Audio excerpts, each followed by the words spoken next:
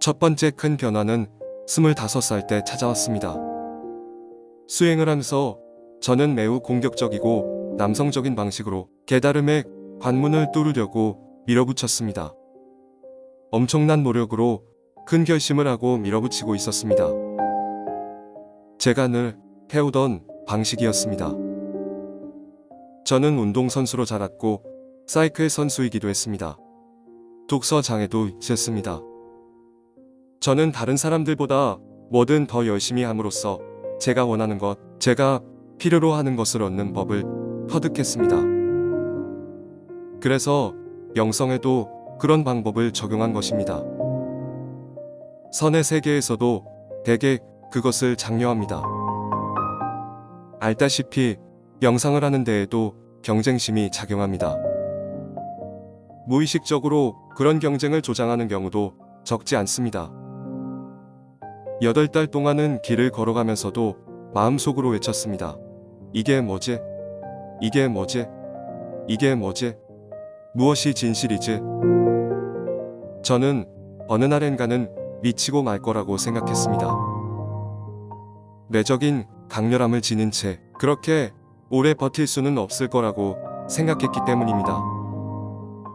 그러면서도 어느 날엔가는 이 모든 여정이 끝날 것이라고 기대했지요. 사실 저는 저 자신을 정신의 극단에까지 밀어붙이고 있었으니까요. 아니면 밀어붙여졌든가. 그러던 어느 날 방 안에 앉아 있는데 강렬한 기운이 솟았고 무엇이 진실인지 알아내고야 말겠다. 지금 당장 알아내야겠다는 생각이 들었습니다. 저는 뒤뜰로 가서 명상을 하기 위해 앉았습니다. 저는 마음을 가라앉히고 장애물들을 제거하기 위해 안간힘을 다했습니다. 저는 지난 5년 넘게 해온 모든 노력을 다 결집시키기라도 하듯 용을 쓰고 있었습니다. 그렇게 용을 쓴 지 1분 정도 지났을까요? 갑자기 저는 제가 해낼 수 없다는 것을 알았습니다. 저는 해낼 수 없었습니다.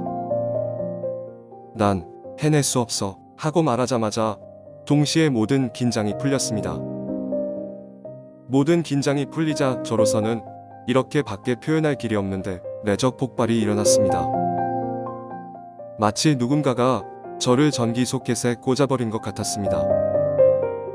거대한 내적 폭발이 있었고 제 심장은 감내하기 어려울 정도로 심하게 뛰기 시작했습니다. 저는 제가 죽을 거라고 생각했지요. 그렇게 빨리 심장이 뛴 적이 없었거든요. 운동선수였던 저는 저의 최대치가 어느 정도인지 몸으로 알았습니다. 그것을 넘어서고 있는 것이 분명했습니다. 문자 그대로 심장이 폭발할 거라고 생각했습니다. 어느 순간 이 에너지가 어떤 것이든 그것이 저를 죽이게 될 것이라는 생각이 떠올랐습니다. 그 다음에 생각난 것은 이것이 만약 진실이 무엇인지를 알아내기 위해 진행되는 일이라면 저는 지금 당장 죽어도 좋다는 것이었습니다. 그것은 용기나 사내다운 용맹성이 아니었습니다. 있는 그대로의 사실이었습니다. 그래, 난 기꺼이 죽을 거야. 그뿐이었습니다. 제가 저 자신에게 그렇게 말하고 실제로 그런 마음을 품자 에너지가 사라져버렸습니다. 갑자기 저는 몸 밖으로 나와서 우주 속에 있었습니다. 저는 뜻넓은 우주가 되었습니다. 거기에는 우주가 있을 뿐이었습니다. 무한한 우주, 그 우주에서 저는 통찰력이 다운로드 되는 것 같은 기분을 느낄 수 있었습니다. 하지만 일이 너무나도 빨리 진행되는 바람에 뭐가 뭔지 알 수 없었습니다. 매 초마다 수백 개씩의 통찰력이 옮겨지는 것 같았습니다. 프로그램이 컴퓨터 시스템에 다운로드되는 시기였습니다. 저는 무엇인가가 저에게로 다운로드되고 있다는 것은 알았지만 너무 빨라서 세세히 이해할 수 없었습니다. 하지만 폭죽이 터지듯이 통찰력이 터뜨려지는 것을 느낄 수 있었습니다.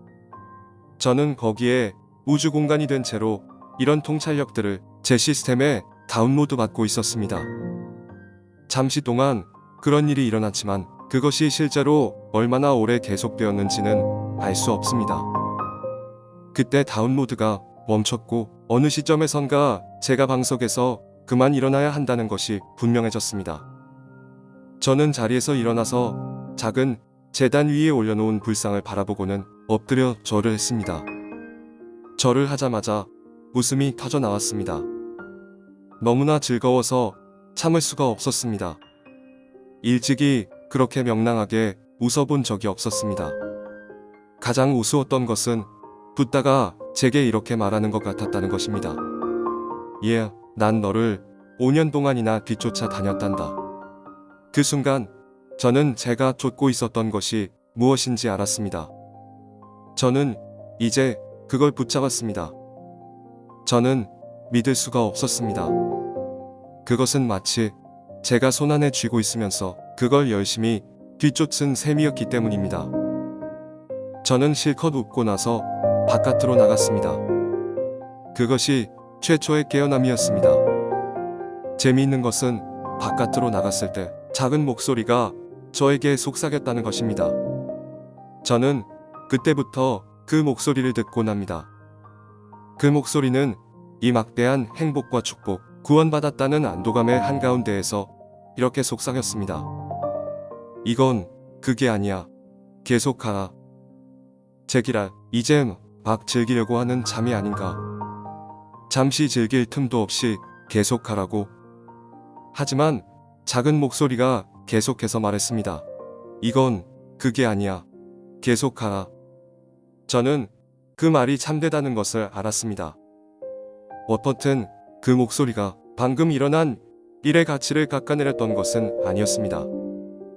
그 목소리가 이건 가치가 없어. 이건 진실이 아니야. 이 일은 상관할 바가 못 돼. 라고 말한 것은 아니었습니다. 목소리는 말했습니다. 이보다 더한 것들이 있어. 넌 전체를 아직 보지 못했어. 넌 아주 중요한 부분을 보았지만 계속 가야 해. 여기서 멈추면 안 돼. 하지만 그 순간에 모든 것이 변했습니다. 그 순간부터 영적인 구도자로서의 제 에너지가 사라져버린 것입니다. 죽을 것처럼 내달렸던 열정이 사라지고 다시 돌아오지 않았습니다. 제가 이미 갖고 있는 어떤 것을 얻기 위해서 죽을 둥 살둥 하는 것은 아무 의미가 없었습니다. 제가 이미 그것이라는 것을 아는데 무엇이 되기 위해서 애쓸 필요가 뭐 있겠습니까? 당신은 이 경험을 무엇라고 부르실 겁니까? 어린 시절의 경험에 대해서는 맛보기라고 하셨는데 이번 경험은 저는 그것을 깨어남이라고 부를 것입니다.